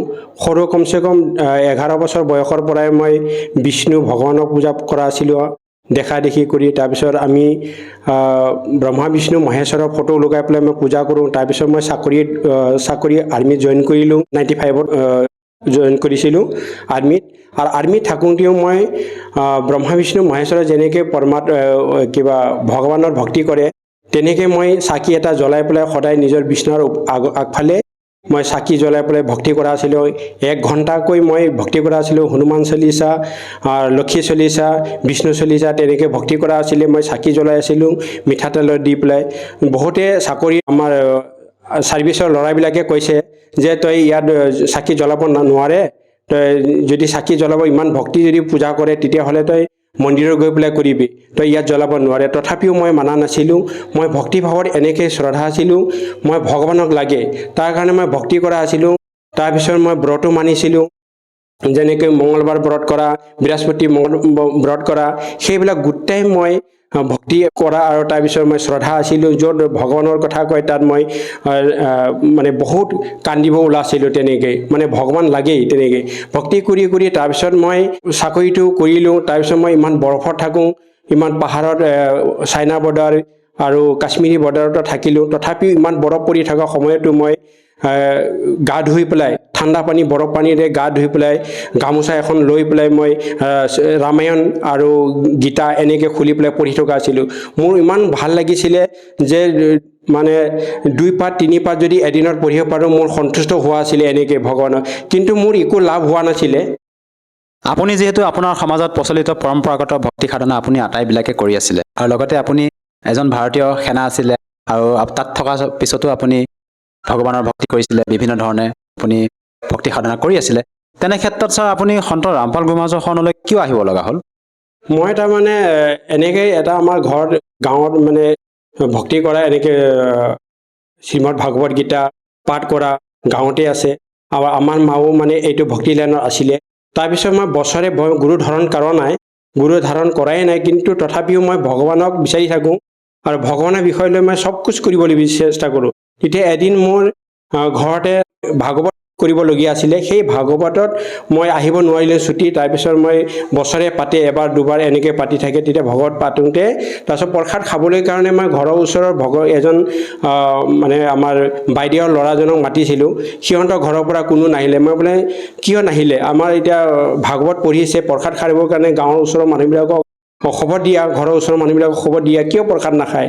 তেতিয়া মই প্ৰশ্ন কৰোঁতে তেতিয়া ফোনত মই কথা পাতিলোঁ আমাৰ ভগতমতীৰ লগত। তেতিয়া ভগতমতীয়ে ক'লে নাহে বোলে। কিয় নাহে? তেওঁ বোলে নাই, আমাৰকৈ বোলে বিষ্ণু ভগৱানতকৈ বোলে ডাঙৰ ভগৱানক পূজা কৰে, তাৰ কাৰণে ইহঁতে আমাৰ প্ৰসাদ নাখায়। মই বোলে বৈষ্ণৱ ভগৱানতকৈ কোন ডাঙৰ ভগৱান আছে? এইটো এনেকৈ আছে নেকি?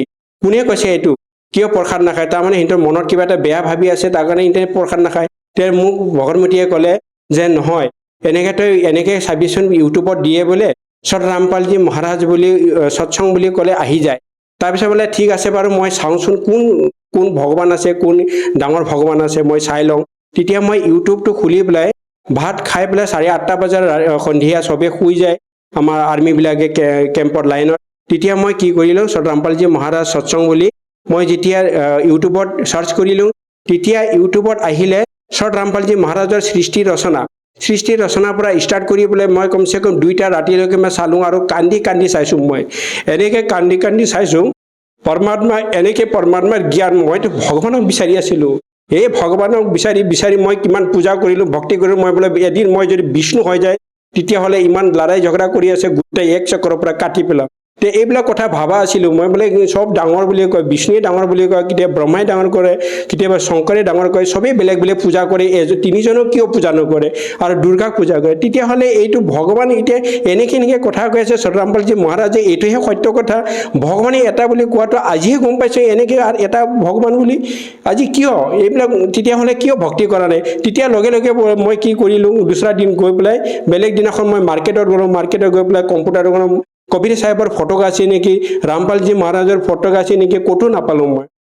তাৰপিছত মই কম্পিউটাৰত ক'লোঁ যে আপোনালোকে কম্পিউটাৰ ওলাই দিয়কচোন, সত ৰামপালজী মহাৰাজ বুলি আপুনি ফটোটো চাৰ্চ কৰক আৰু কবিৰ চাহেবৰ চাৰ্চ কৰক। তাৰপিছত কবিৰ চাহেবৰ ফটোটো তাত চাৰ্চ কৰোঁতে গুগলত আহিলে তাৰপিছত মই দুটা কপি কৰি পেলাই তাৰপিছত পিছদিনাখন আনি পেলাই মই এনেকৈ হনুমানৰ ফটো ব্ৰহ্মা বিষ্ণু মহেশ্বৰৰ ফটো তাৰপিছত লক্ষীৰ ফটো এনেকৈ লগাই পেলাই মই সদায় চাকি দি আছিলোঁ। তাতে আমি কবিৰ চাহেব আৰু ছত ৰামপালজী মহাৰাজৰ ফটোটো ৰাখি পেলাই তাত মই ভক্তি কৰিব ষ্টাৰ্ট কৰিলোঁ। ঘিউৰ চাকি দিব লাগিব কোৱাৰ কাৰণে মই ঘিউ আনিলোঁ, বাতি তাতে তেনেকৈ পৰি থকা বাতিতে মই জ্বলাই থাকোঁ। তাৰপিছত ভক্তি কৰি মই 12 তাৰিখে ডিচেম্বৰৰ 12 তাৰিখে 12টা বজাত মই লৈছোঁ।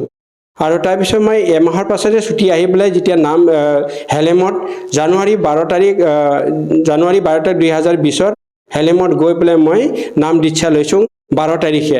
নাম লোৱাৰ লগে লগে মই এনেকৈ শান্তি পালোঁ, এনেকৈ ভাল লাগিলে মোৰ। তাৰপিছত আহি পেলাই ঘৰত বেলেগ ধৰণৰ এটা অনুভৱ হৈছে। ছত ৰামপালজী মহাৰাজৰ তাত আসন বনাই পেলাই তাত দীপক জ্বলালোঁ, জ্বলাই পেলাই আমাৰ ছত ৰামপালজী মহাৰাজৰ ভক্তি কৰি থাকিলোঁ। ছাৰ, আমি আপোনালোকৰ সন্ত ৰামপাল গুৰুমাজৰ ভক্তসকলৰ যেতিয়া অনুভৱ শুনো, তেওঁলোকে মত ব্যক্ত কৰে যে তেখেতৰ পৰা নাম দীক্ষা লোৱাৰ পিছত বিভিন্ন প্ৰকাৰে লাভ পায় বুলি। আপুনি যিহেতু এজন ভাৰতীয় সেনা হিচাপে আপুনি তেখেতৰ জ্ঞান বুজি তেখেতৰ মংগল প্ৰবচন শুনি এতিয়া বৰ্তমান ভক্তি সাধনা কৰি আছে। আপুনি তেখেতৰ পৰা নাম দীক্ষা লোৱাৰ পিছত কেনেধৰণৰ লাভ পাইছে? বহুত লাভ পাইছে। মই এনেকৈ লাভ মই প্ৰথমবাৰ জীৱনত এতিয়া মই মানুহৰ জীৱনত চবতকৈ ডাঙৰ লাভটো হ'ল মই তত্ত্বজ্ঞান যিটো পৰমাত্মাৰ পৰা মই পাইছোঁ।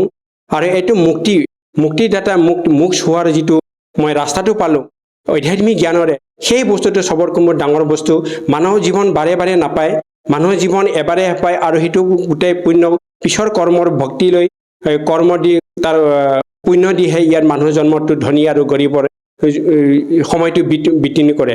তেতিয়াহ'লে আমাৰ এইটো সময়ত এতিয়া আমাৰ ছত ৰামপালজী মহাৰাজে এনেকৈ জ্ঞান দিছে, আজিলৈকে কোনো গুৰুৱে, কোনো মানুহজন, কোনো পণ্ডিত সাধুৱে এই জ্ঞানবোৰক দিব পৰা নাই, আধ্যাত্মিক জ্ঞান শাস্ত্ৰক। আজি মুছলমানে বেলেগকৈ কৰে, হিন্দুৱে বেলেগকৈ কৰে, শিখে বেলেগকৈ কৰে, চবেই নিজৰ খ্ৰীষ্টানে বেলেগকৈ কৰে, নিজৰ জ্ঞানটো লৈ পেলাই আধাৰ বনাই পেলাই ভক্তি কৰি আছে, জাতি সমাজ বনাই আছে। কিন্তু ছত ৰামপালজী মহাৰাজে আজি গোটেইখিনি খুলি পেলাই আজি পৰমাত্মাৰ বিষয়ে কৈছে যে এই পৰমাত্মাক যদি ভক্তি কৰে তেতিয়াহে মুক্তি প্ৰাপ্ত কৰিব। মুক্তি প্ৰাপ্ত কৰা মানে যেনেকৈ ইয়াৰ পৰা কাল ভগৱানৰ পৰা এই 21 ব্ৰহ্মণৰ পৰা যেতিয়া মুক্তি দিব, ইয়াৰ পৰা ওলাই যাব, এৰা দিব, তেতিয়া তাৰ গৈ পেলাই আৰু জীৱন মৰণ কেতিয়াও নহয়, সদায় তাৰ অবিনাশী হৈ থাকিব, সেইটো মুক্তি বুলি কয়। তাৰ কাৰণে এইটো গীতা আৰু বেদ শাস্ত্ৰটো গোটেই প্ৰমাণ আছে। এতিয়া বেদৰ জ্ঞান, গীতা জ্ঞান এতিয়া 5500-600 বছৰ আগতেই মহাভাৰতৰ জ্ঞান, যেনেকৈ দ্বাপৰ যুগত মহাভাৰতৰ সময়ত কৃষ্ণৰ দেহাত কাল ভগৱান কাল নিৰঞ্জন ভগৱানে প্ৰৱেশ কৰি পেলাই অৰ্জুনক জ্ঞান দিছিলে। সেই জ্ঞানটো আজি ছত ৰামপালজী মহাৰাজে কৈছে যে ওম তৎসৎ মন্ত্ৰ কৰি পেলাই পৰমাত্মাক প্ৰাপ্ত কৰিব পাৰে। আৰু সচিদানন্দ ঘন ব্ৰহ্মক পৰমাত্মাক প্ৰাপ্ত কৰাৰ পাছত মুক্তি প্ৰাপ্ত হৈ যায়। আৰু এইটো লোকত যোৱাৰ পাছত আৰু এই সংসাৰত কেতিয়াও ঘূৰি আহিব নালাগে আৰু জন্ম মৃত্যুৰ চক্ৰ থাকিব নালাগে। তাৰ কাৰণে ছত ৰামপালজী মহাৰাজে আজি যিটো জ্ঞান দিছে, সেই জ্ঞানটো আজি কোনো গুৰুৱে দিব পৰা নাই। তাৰ কাৰণে কৈছে উল্টা লটকা পিপলকে ব্ৰিজ, মানে যেনেকৈ ওপৰ ফালে জ্বৰ আৰু তলফালে গোটেই গছ আৰু তাৰ ডালি এই পাতকেইটা গোটেই জ্বৰৰ পৰা শিপাৰ পৰা যদি পাতৰ গোটেইখিনি ক'বলৈ পাৰে, এই জ্ঞানটো যদি যোনে ক'ব পাৰে, সেইটো হ'ল তত্ত্বদৰ্শী সন্ত। সেই তত্ত্বদৰ্শী সন্তে আজি গোটেইখিনি কথা কোনে শিপা কোন হয়, গছ কোন হয়, ডালি কোন হয় আৰু পাত কোন হয়, আজি ছত ৰামপালজী মহাৰাজে সম্পূৰ্ণ ভাঙি পেলাই কৈছে। আৰু পূৰ্ণং ব্ৰহ্ম কবিৰ চাহেবৰ ভগৱান বুলি আমাক দেখাইছে। কিন্তু আজি আমি শাস্ত্ৰ বেদ পঢ়ি পেলাই গম পালোঁ ছত ৰামপালজী মহাৰাজে যিটো দিছিলে সেইটো বুজি আমি প্ৰমাণ চাইছোঁ। শ্ৰীমদ ভাগৱত গীতা প্ৰেছ গৰখপুৰৰ পৰা মই অৰ্ডাৰ কৰি ছত ৰামপালজী মহাৰাজৰ যিটো জ্ঞান দিছিলে সেইটো মিলাই চালোঁ। তাৰপিছত শ্ৰীমদ ভাগৱত গীতা আনিলোঁ, শ্ৰীমদ দেৱী পুৰাণ আনিলোঁ, মাৰ্কেন্দ্ৰ পুৰাণ আনিছোঁ, তাৰপিছত শিৱ পুৰাণ আনিছোঁ। গোটেইকেইটা আনি পেলাই মই মিলাই চাইছোঁ। সম্পূৰ্ণ কথা ছত ৰামপালজী মহাৰাজে আজি শাস্ত্ৰমতে ভক্তি দি আছে। সেই ভক্তিটো আজি কোনো গুৰুৱে দিব পৰা নাই, সেই বস্তুৰ জ্ঞানেই নাই। আজি ছত ৰামপালজী মহাৰাজে গোটেই খুলি পেলাই শাস্ত্ৰমতে ভক্তি দি পেলাই আমাক ভক্তি দিছে। আজি এই ভক্তি আমি কৰি আছোঁ। ছাৰ, আৰু এটা কথা জানিব বিচাৰিছোঁ, আমি শুনিছোঁ যে আপোনালোকৰ গুৰু সন্ত ৰামপাল গুৰুমাজে শ্ৰাদ্ধ শ্ৰাদ্ধ কৰ্মকাণ্ড এইবিলাক কৰিবলৈ মানা কৰে। প্ৰকৃততে সন্ত ৰামপাল গুৰুমাজে এই কৰ্মকাণ্ডবোৰ কিয় কৰিবলৈ মানা কৰে? গীতা অধ্যায় 9 শ্লোক 25 কৈছে ভূতক যদি দেৱতাক পূজে দেৱতাক প্ৰাপ্ত কৰিব, ভূতক পুজিলে ভূতক প্ৰাপ্ত কৰিব, আৰু পিতৰক পুজিলে পিতৰক প্ৰাপ্ত হ'ব। তাৰ কাৰণে আমি এই মন মানা আচৰণ কৰিব নালাগে। যদি এইটোক পূজা কৰোঁ তেতিয়াহ'লে আমি ভূত হ'ম, ভূত প্ৰেত আৰু পিত্তৰ আৰু দেৱতা লোকৰ যাব। দেৱতা লোক পোৱাৰ পাছতো স্বৰ্গ পোৱাৰ পাছতো আৰু এই পৃথিৱীলৈ ঘূৰি আহি পেলাই আৰু ভক্তি সাধনা কৰি পেলাই তেনেকৈ 84 লাখ ভুগি থাকিবলগীয়া হয়, মুক্তি প্ৰাপ্ত কৰিব নোৱাৰে। তাৰ কাৰণে এই মানা কৰা আছে। ছাৰ আৰু এটা কথা জানিব বিচাৰিছোঁ, যিহেতু আপুনি এগৰাকী ভাৰতীয় সেনা আছিলে, বৰ্তমান আপুনি অৱসৰপ্ৰাপ্ত, আপুনি যিহেতু এজন শিক্ষিত ব্যক্তি, সেই হিচাপে মই জানিব বিচাৰিছোঁ, আমি শুনিছোঁ যে সন্ত ৰামপাল গুৰুমহাৰাজৰ পৰা নাম দীক্ষা লৈ বহুতে নিচাও ত্যাগ কৰিব পাৰিছে। যিসকল শ্ৰদ্ধালুৱে তেখেতৰ পৰা নাম দীক্ষা লয় তেওঁলোকে কেনেকৈ নিচা ত্যাগ কৰিবলৈ সক্ষম হয়?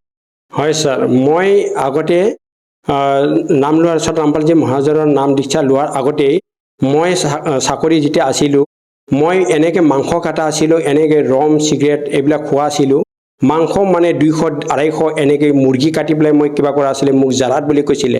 কিন্তু মাছ মাংস খোৱাত মই বহুত উস্তাদ আছিলোঁ আৰু তেনেকৈ মদ পানী খোৱাটো মই উস্তাদ আছিলোঁ। ঘৰত আহিলে মানে গুটকা কমচে কম 40-50 টকাৰ মই গুটকা খোৱা আছিলোঁ। 4টা পকেট থাকে আৰ্মিৰ পকেটত, গোটেই পকেটৰ মোৰ ভৰ্তি গুটকা কিনি লৈ যোৱা আছিলোঁ। 1 মিনিট 2 মিনিট গেপ থাকে, তাৰপিছত মই এনেকৈ খোৱা আছিলোঁ। তাৰপিছত এইবিলাক বস্তু ৰামপালজী মহাৰাজৰ চৰণৰ অহাৰ পাছত সেই বস্তুবিলাক মই এনেকৈ পাহৰি গ'লোঁ, এনেকৈ ইচ্ছা মোৰ ভিতৰৰ পৰা ওলাই গ'ল, এতিয়ালৈকে মনত নপৰে। ৰামপালজী মহাৰাজৰ ভক্তি লোৱাৰ পাছত মন্ত্ৰ এনেকৈ শক্তি আছে, ৰামপালজী মহাৰাজৰ জ্ঞানৰ এনেকৈ শক্তি আছে, সেই জ্ঞানটো পাই পেলাই আৰু সেই মন্ত্ৰটো পাই পেলাই আপোনাৰ এই ইচ্ছাবিলাক পাহৰি যায়, ইচ্ছাবিলাক গুচি যায়। আৰু ৰামপালজী মহাৰাজৰ মন্ত্ৰৰ ইমান শক্তি আছে, আপোনাৰ ইচ্ছা আহিবলৈ নিদিয়ে। যিমানেই ডাঙৰ তাৰ নিচা হওক, যিমানেই তাৰ বেয়া তাৰ অভ্যাস হওক, গোটেইকেইটা গুচি যায় জ্ঞান দ্বাৰাই। ৰামপালজী মহাৰাজৰ মন্ত্ৰৰ শক্তি আছে আৰু সত্য ভক্তি, তাৰ কাৰণে সেইবিলাক সম্ভৱ হয়। ছাৰ, আপুনি আৰু পাৰিবাৰিকভাৱে অন্য কিবা আৰু লাভ পাইছেনে? পাৰিবাৰিক লাভত মানে আমাৰ এতিয়া ধৰি লওক আমাৰ দেউতা, কমচে কম 6-7টামান তাৰ বেমাৰ আছিলে। সেই বেমাৰবিলাক তাৰ নাম লোৱাৰ লগে পাছে তাৰ এইবিলাক বেমাৰ গুচি গ'লগৈ। ৰামপালজী মহাৰাজৰ সৎসংগৰে জ্ঞানেৰে কিতাপেৰে গম পালোঁ যে পৰমাত্মায়ে, কবিৰ পৰমাত্মায়ে যাৰ আয়ু শেষ হৈ গৈছে তাকো 100 বছৰ আয়ু বঢ়াই দিব পাৰে বুলি কোৱা কাৰণে কোৱা শুনি পাইছে আৰু জানিছে। তাৰ আমাৰ দেউতাই এতিয়া কয় যে পৰমাত্মাৰ কাৰণে মই জীয়াই আছোঁ, পৰমাত্মাই বোলে 100 বছৰ বঢ়াই দিয়ে। আজি সেই কথাবিলাক সত্য হৈ আছে আৰু তাৰ যিমানখিনি বেমাৰ আছে সেইটো আঁতৰি গ'ল। আমাৰ ঘৰত বহুতখিনি বেমাৰ আছিলে, যাদু মন্ত্ৰ টনা এইবিলাক বহুত বাৰে মানে পঞ্জিকা চাবলগীয়া, কেতিয়াবা তাবিজ ল'বলগীয়া, কেতিয়াবা এৰিয়া বান্ধিবলগীয়া, তেনেকৈ বহুত জাগাত গৈ আছিলোঁ, বহুত পইচা খৰচ আছিলে। মোৰ যিমানখিনি কামাই সিমানতকৈ আৰু 10-15 হাজাৰ টকা মাহত মানে মোৰ ধাৰ হৈ গৈছিলে। তেতিয়া এইবিলাক বস্তু কৰি তাৰপিছত মই হাইৰাণ হৈ গ'ল। মই ইমান ভক্তি কৰোঁ, ইমান ব্ৰহ্মা বিষ্ণু মহেশ্বৰৰ হনুমানৰ মই চলিছা 7 বাৰ পঢ়োঁ, য'তে যাওঁ তাতে হনুমান চলিছা কৰা আছে, দৌৰোঁতেও হনুমান চলিছা, যুদ্ধ যাওঁতেও হনুমান চলিছা তেনেকৈ কৰা আছিলে, দুৰ্গা চলিছা তেনেকৈ কৰা আছিলে। তাৰপিছত এইবিলাক বস্তু মই একো লাভ নাপালোঁ। ঘৰৰ মোৰ পইচা খৰচ পূৰা হৈ যায়, তাৰপিছত তাৰ আগতে ধাৰ বিচাৰিবলগীয়া হৈ যায়। মই বোলে ইমান পইচা মই ইনকাম কৰোঁ, ক'ত যায়? এইবিলাক বস্তু মোৰ এনেকৈ হোৱা আছিলে। তাৰপিছত আহোঁ, মই দুখী হৈ যাওঁ, আৰু দুখী হৈ যাওঁ, ঘৰৰ হাই কাজিয়া হৈ যায়। যাদু মন্ত্ৰ মই পঞ্জিকা চাওঁতে মোৰ এমাহ আৰু 20 দিনটো শেষ হৈ যায়। তাৰপিছত মই বহুত চিন্তা কৰোঁ যে মই ইমান ভগৱানক পূজা কৰোঁ, তথাপি কৰে কেনেকৈ ভগৱানৰ প্ৰাপ্ত হয়? ভগৱানক আৰু ভক্তি বাঢ়াই দিওঁ, আৰু মই ওচৰাৰা দিওঁ, দান পুণ্য কৰোঁ, তথাপিও মোৰ লাভ নহয়। তাৰপিছত ৰামপালজী মহাৰাজৰ ভক্তি লোৱাৰ পাছত এই যাদু টনা, বান মাৰা, ঘৰ বান্ধা, পঞ্জিকা চোৱা আজিলৈকে ক'ত গুচি গ'ল কোনো ধৰিবই নোৱাৰে। আজি ইমান শান্তি পাইছোঁ। ৰামপালজী মহাৰাজৰ নাম লোৱাৰ পাছত, জ্ঞান প্ৰাপ্ত হোৱাৰ পাছত একমাত্ৰ মুক্তি প্ৰাপ্ত হোৱাই মানুহৰ কল্যাণকাৰী আৰু মানুহৰ বোলে প্ৰথম দায়িত্ব। সেই বস্তুটো আজি পাই পেলাই মই মুক্তিৰ কাৰণে এতিয়া ভক্তি কৰি আছোঁ আৰু শান্তি। আজি মোৰ ঘৰত কোনো হাৱা বতাহ এইবিলাক কোনো আক্ৰমণ নাই, ৰামপালজী মহাৰাজৰ দয়াত, কবিৰ পৰমাত্মাৰ দয়াত। ছাৰ, আপুনি সন্ত ৰামপাল গুৰুমহাৰাজৰ পৰা নাম দীক্ষা লোৱাৰ পিছতে আপুনি বিভিন্ন প্ৰকাৰে লাভ পালে, শাৰীৰিকভাৱে হওক বা আৰ্থিকভাৱে হওক। যিসকল দৰ্শকে আজি আপোনাক টিভি স্ক্ৰীণত প্ৰত্যক্ষ কৰি আছে, তেওঁলোকক আপুনি কি বাৰ্তা দিব বিচাৰে যাতে তেওঁলোকেও আপোনাৰ দৰে উপকৃত হ'ব পাৰে? মই এইটোৱে ক'বলৈ বিচাৰিছোঁ, এইটোৱে মই প্ৰাৰ্থনা কৰিছোঁ জগতক সকলো ভাই বহিন আৰু দাদা বাইদেউ, পোৱালি ল'ৰা ছোৱালী এইবিলাকক মই সকলোকে মই প্ৰাৰ্থনা কৰোঁ যে আজিৰ দিনত মানুহে জীৱন বাৰে নাপায়। মানুহে জীৱন বহুত দুৰ্লভ, মিলে না বাৰম্বাৰ, তাৰ পাছে পাতা তুৰ গিৰে বহৰ নালাগতে দাঁত। তাৰমানে পাত্তা যেনেকৈ বছৰত বৈশাখ জেঠত নতুন পাত আহে, বছৰ ঘূৰোঁতে ঘূৰোঁতে পকি পেলাই সৰি যায় আৰু সেই পাতটো দুবাৰ নালাগে। তেনেকৈ মানুহৰ জীৱন এতিয়া সংসাৰৰূপী বৃক্ষৰ কথাৰ মতে এতিয়া আমি বাৰে বাৰে জন্ম মৃত্যু হৈ থকা আৰু তাৰপিছত বাৰে বাৰে মানুহ জন্ম নাপায়, সেইবিলাক বস্তু আমি ভাবি পেলাই সকলোৱে মুক্তি বিচৰাটোহে চবতকৈ ডাঙৰ। এতিয়া শ্ৰী ৰামপালজী মহাৰাজে মুক্তি কৰাটোহে মূল্যৱান কথা দি পেলাই সকলোকে জ্ঞান গংগা পুস্তকেৰেদি গীতা তেৰা জ্ঞান অমৃত জিনিকিৰা পুস্তক দি পেলাই সকলোকে বুজাইছে যে এই কিতাপখন মানুহে এতিয়া আজি কি কয় যে মানুহে কৈছে যে আপোনালোকে এই কিতাপটো ধৰিব নালাগে, এই কিতাপটো পঢ়িব নালাগে। জ্ঞান গংগা কিতাপ জিনিকিৰা আৰু জীৱনৰ সুগম পথ গীতা তোমাৰ জ্ঞান অমৃত, এই কিতাপখন কি হয়?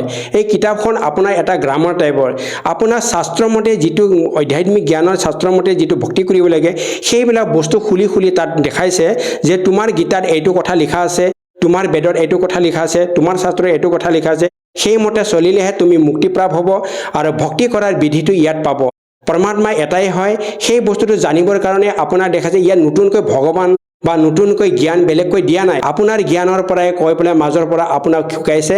কোনো ধৰ্মগুৰুৱে এইটো কোৱা নাই, কোনো ধৰ্মৰ গুৰুৰ শক্তি নাই, কোনোৱে এইটো বুজি নাপায়, তাৰ কাৰণে সেইবিলাক কৰি আছে। আজি শ্ৰী ৰামপালজী মহাৰাজে কৈছে যে তোমাৰ জ্ঞানটো তোমাৰ ঘৰতে মই এই কিতাপৰ মাধ্যমেৰে বুজাই আছো, সকলোৱে বুজি পেলাই আহক আৰু কল্যাণ কৰক, নহ'লে এই সংসাৰত জনম মৃত্যু হৈয়ে থাকিব আৰু 84 লাখ ভুগিয়ে থাকিব, কৰ্মমতে চলি থাকিব, ইয়াত বাৰে বাৰে জন্ম মৃত্যুৰ কষ্ট ভুগি থাকিব, নহ'লে আপোনাৰ মুক্তি কেতিয়াও নহ'ব।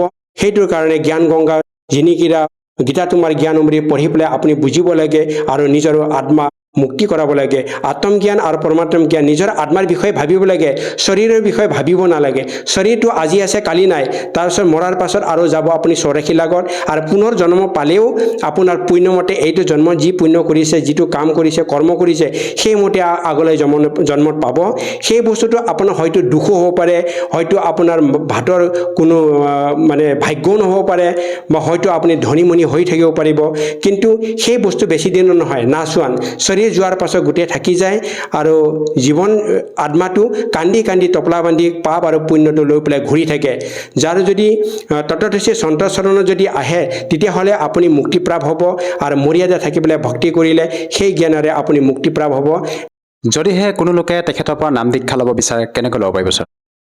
এতিয়া আজিকালি বহুত সহজ, আগতে আমি ইমান পোৱা নাছিলোঁ। এতিয়া কি হয়, আজি টিভি চেনেলত দিছে, সাধনা টিভিত দিয়ে সন্ধিয়া 7:30 পৰা 8টালৈকে, তাৰপিছত ৰাতিপুৱা দিয়ে 6টাৰ পৰা 7টালৈকে অসমীয়া চেনেল।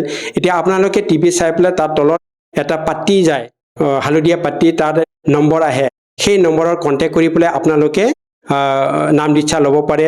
আৰু সকলো ষ্টেটতে, সকলো ৰাজ্যতে ডিষ্ট্ৰিক্ট বাই ডিষ্ট্ৰিক্ট আপোনাৰ নাম দীক্ষা কেন্দ্ৰ খুলিছে শ্ৰী ৰামপালজী মহাৰাজে। এনেকৈ সুবিধা কৰি দিছে, বেছি দূৰতো যাব নালাগে, আপুনি তাৰ কণ্টেক্ট নম্বৰ লৈ পেলাই সেইটো জেগাত গৈ আপুনি নাম দীক্ষা লৈ পেলাই ভক্তি কৰিব পাৰে। আৰু লগতে আজি মোবাইলৰ যুগ হয়, আপোনালোকৰ চবৰ তাতে মোবাইল থাকে। মোবাইল যেনেকৈ মই মোবাইলত চাই পেলাই শ্ৰী ৰামপালজী মহাৰাজক মই সৎসং চাইছিলোঁ, জ্ঞানটো পাইছিলোঁ, তেনেকৈ আপোনালোকে মোবাইলত শ্ৰী ৰামপালজী মহাৰাজ সৎসং বুলি, শ্ৰী ৰামপালজী মহাৰাজ বুলি আপুনি যদি চাৰ্চ কৰিব তেতিয়াহ'লে আপুনি শ্ৰী ৰামপালজী মহাৰাজৰ সৎসং পাব। সকলো সৎসং আপুনি তাতে পাই যাব। আপোনালোকে মোবাইলেদি শ্ৰী ৰামপালজী মহাৰাজৰ জ্ঞান প্ৰাপ্ত কৰিব পাৰে, কিতাপ অৰ্ডাৰ কৰিব পাৰে, আপোনালোকে জ্ঞান লৈ পেলাই ভক্তি সাধনা কৰিব পাৰে। আৰু মোবাইলৰ যুগটো, মোবাইলত আপোনালোকে মোবাইলৰ শ্ৰী ৰামপালজী মহাৰাজৰ চাৰ্চ কৰিলেই, আৰু তাৰপিছত সৎসং আহিব, সৎসঙৰ তলত সৎসঙতে আপোনাৰ নম্বৰ আহিব, সেই নম্বৰটো আপুনি ডাইল কৰিলে কণ্টেক্ট নম্বৰ পাই যাব আপুনি। তাৰপিছত নামদান কেন্দ্ৰ আপোনাৰ ডিষ্ট্ৰিক্টত, নিজৰ ডিষ্ট্ৰিক্টতে নামদান কেন্দ্ৰ পাব। তাৰপিছত আপুনি তাত যোগাযোগ কৰি পেলাই নাম দীক্ষা ল'ব পাৰিব। ধন্যবাদ থাকিল ছাৰ।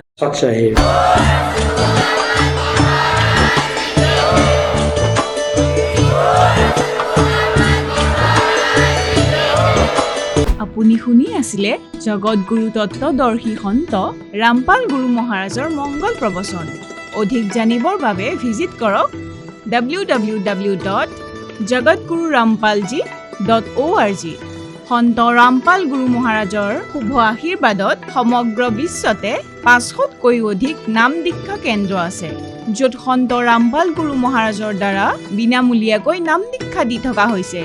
আপোনাৰ ওচৰৰ নাম দীক্ষা কেন্দ্ৰৰ ঠিকনা জানিবলৈ সম্পৰ্ক কৰক 7082208528